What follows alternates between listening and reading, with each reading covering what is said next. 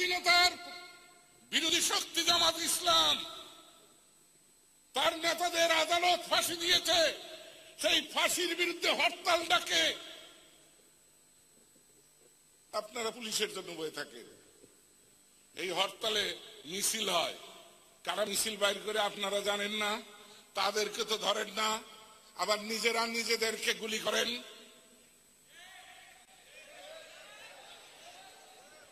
হ্যাঁ, যদি পারেন আজকেই আমার শেষ বক্তৃতা,